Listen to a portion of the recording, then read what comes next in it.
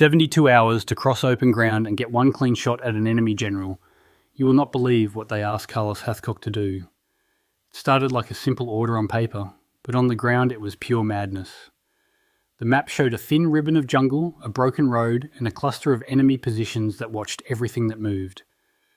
The brass wanted a result. The unit needed a solution. Hathcock got the mission that only a few men in the whole war could even imagine attempting. He could have refused. He did not.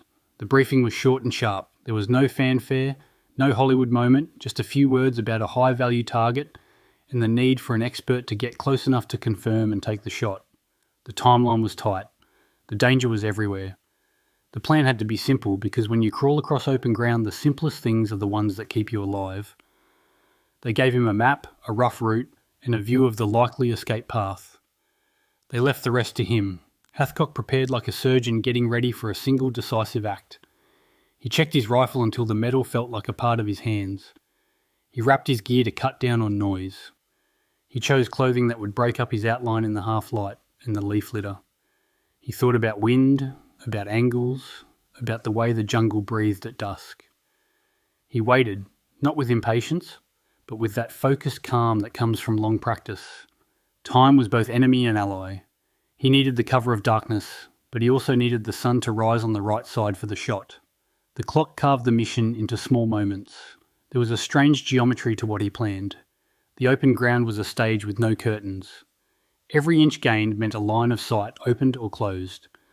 The slightest motion could ruin hours of work. He would move when the light fell through the trees in the right way. He would move when a patrol passed, when the cicadas drowned the soft noises of movement, when the wind shifted enough to carry his scent away. He would do everything with an eye for the smallest detail. That was the only way to turn a desperate crawl into a chance. He thought about the enemy too, about their habits and their hubris. Men who hold territory grow comfortable. They set patterns. They mark the road with confidence. They assume the night is a time for rest and the day for dominance. Hathcock had watched that assumption break again and again. The enemy believed themselves safe behind barricades and squads of troops. They had no idea that a single man could move like a ghost and find a position from which the world changed with one breath. There was prep beyond the physical. He steadied his mind against fear. For snipers, fear is a tool that must be understood and owned. Panic is easy, control is hard. He rehearsed the moment in his head, step by step, until every movement had been imagined and imagined again. He measured the patience he would need. Crawling is a slow violence against the body. Limbs cramp, skin tears, the body cries for rest. The mind must hold the line. He had been trained for endurance, but this mission demanded a new kind of patience, a patience that would be tested over hours and then stretched into days. The away team was small, invisible on purpose. They could not afford noise, supply trails, or big footprints. Support came in whispers and back channels. A spotter might have been useful, but a spotter could mean more movement, more risk. So he took his preparations and started alone, moving into the uncertain dark. The jungle closed around him. Night came down like a blanket, heavy and alive. He listened for engines, for dog barks, for the strange sounds of men who sleep in the open. Every sound had a meaning, every silence carried a threat. The first few hours set the tone. In the dark, the world is a patchwork of masks and shadows. He kept his breathing slow and even. He learned where the leaves would catch and where the ground would hide him. He avoided roots that would snag. He learned the way moonlight cut through the canopy and used it as an ally. Each inch was paid for in concentration. Each pause was an investment. He knew the mission was more than a single shot. It was a test of whether one man could retain enough patience and cunning to be present at the exact second that mattered. By the time dawn pushed back the dark, he had staked out the first of many positions that would shape the crawl ahead. He was still whole, but worn. The impossible stretch of ground lay ahead in the map and in the mind. 72 hours was a number that meant sleep-deprived endurance and brutal exposure. It was a number that meant the body would be asked to forget itself so that a single instant of precision could be granted. The jungle had no mercy, but it also had ways to hide the right man. Hathcock, with his steady hands and iron patience, had chosen to be that man. He moved inch by inch for 72 hours, and you can feel each one like a metronome of tension. The crawl across open ground was not a single long motion, but a sequence of small calculations repeated until the distance closed. He had to read the field like a book. A rustle meant leaves shifting, a thump could be a boot, a far engine might mean a convoy. Every tiny sound was folded into decisions about whether to stay, to slide, to freeze. Daylight turned the mission into a different kind of danger. In the sun, shadows sharpened and men could see farther. He had to hug the earth in a way that made him almost part of the soil. The heat came like a heavy blanket by day, and the cold cut in the night. Sleep was a dream he could not afford. For snipers, sleep is sometimes the moment when skill leaks away. He kept himself awake with calculation, with the discipline of breath and tiny movements, with the knowledge that if he fell asleep even for a minute, the whole operation could collapse. The open ground was a wide stage of vulnerability. There were stretches with little cover, places where he had to press his body flat and let the breeze pass harmlessly over him. When patrols came near, he learned to mimic the forest floor. Ants walked across his face, leaves brushed his cheek. He kept his heartbeat as quiet as the rustle of a branch. His gear became part of the camouflage. He had to balance the need for hydration and the necessity of silence. A drop of water could reveal him with a glint. A cough could carry for miles in the wrong moment. The discipline of small silences was as critical as any rifle sight. Hunger and thirst became dull, constant companions. He stole sips from a bottle wrapped in cloth, ate small bites that tasted like the mission. The body demanded comfort, and the mind converted that demand into an arithmetic of survival. He told himself not to think about home, not to think about what might happen if he was spotted. The thought of failure would be a poison. He let the work be the only thought. Focus narrowed until the world shrank to the immediate area around his hands and the line of sight through his scope. Enemy patterns emerged like a brittle map. Patrols walked the same routes, leaving footprints of habit. Soldiers talked too loudly, laughed too easily. Their confidence made them predictable. Hathcock watched from shadows and measured the intervals between their passes. He learned when the sun tipped a certain way, and a squad would take a midday break. He timed his moves for those moments. He learned to move at a pace set by ants and worms, by the patterns of light and the breathing of the earth. At one point he had to traverse a slope that left him nearly exposed for moments that felt like hours. He lay on his side, pressed into the dirt, and breathed through the pain in his knees. Above, the enemy were methodical and thorough. Searchlights swept and planes passed, spilling light and sound that made the jungle feel like an open stage. He waited for the search to pass and moved when the clamour died. Each successful passage felt like a small victory, like a promise that the plan could still work. Hours became days. Muscles tightened, ached and adapted. He used his arms as levers, pulling his body along with a soft, relentless rhythm.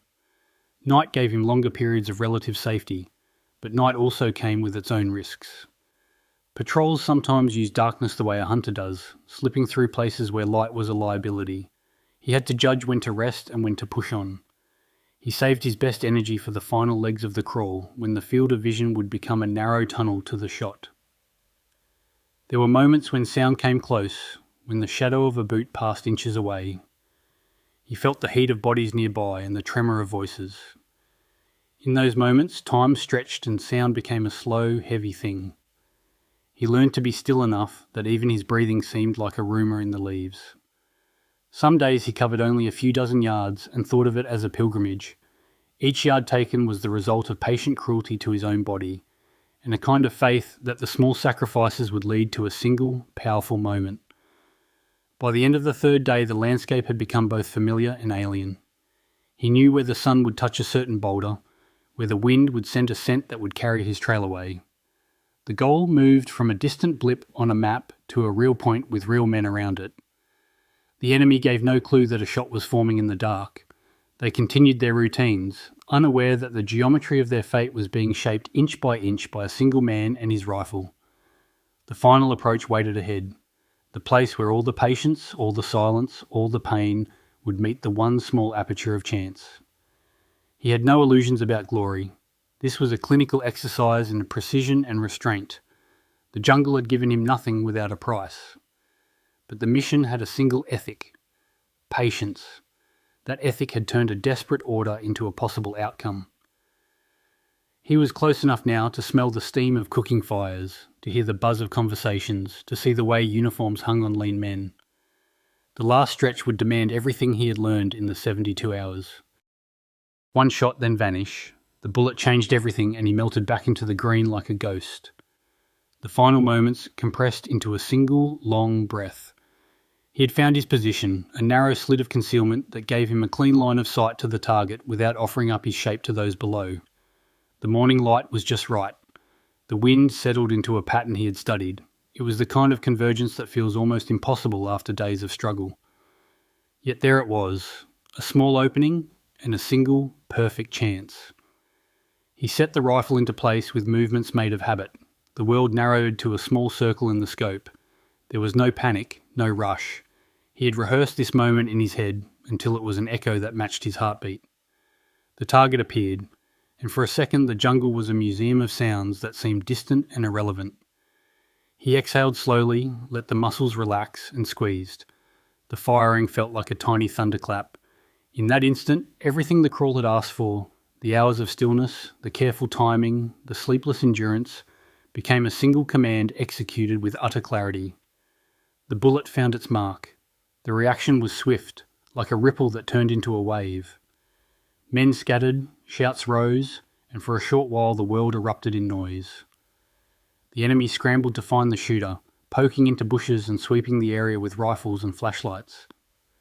They moved in patterns that snipers know well. They reacted according to training, and those reactions carved out the exact spaces a calm mind could use to disappear. Hathcock did not linger to watch the chaos. He had planned his escape as carefully as he had planned the shot. He used the enemy's momentary confusion to begin a slow withdrawal, folding himself back into the ground the way a tide pulls away from a shore. Every motion was careful and economical. He did not sprint. He did not shout. He moved with the same discipline that had taken him forward, only now the stakes were changed. Instead of approaching, he was unmaking his presence. The jungle swallowed him in stages. Trees and underbrush that once looked like obstacles now served as blinders and shadow. He used the same tricks he had used on the way in. Wind, light, and the predictable patterns of soldiers who expected movement in the wrong places. He avoided the main trails, kept to the places where even experienced trackers would think twice. He used the damp earth to cover his prints and the fallen leaves to cuss his trail into oblivion. Each step felt like a lie told to the ground itself. Pursuit was not immediate, but when it came it was sharp and disorienting. Men moved with purpose, their voices tight, their feet heavy on a jungle that held sound and returned it in odd echoes. Planes passed overhead and dropped a thin rain of fear into the treetops. Small flares lit parts of the canopy like ghostly lanterns. He waited them out in a hollow, heart slow and steady, letting sound pass over him. When the search moved away, he slid out and began to work his way further into the cover. Escape is a different art from approach. For the approach, he had refined patience and the small math of sight lines. For the escape, he depended on improvisation, on reading the enemy's mood and using their haste against them. Panic leads to mistakes. That is a lesson taught in every battlefield. He let the men who chased him make those mistakes. They ran in obvious lines, called for reinforcements, fanned out in spaces that left gaps in their net. He watched and waited, using those gaps to peel himself farther away. After the immediate danger passed, the work of unmaking the mission continued. He shed unnecessary items, broke up any signature he might have left, and kept moving in a pattern that would not lead anyone back to a place where a single man had changed the course of a day.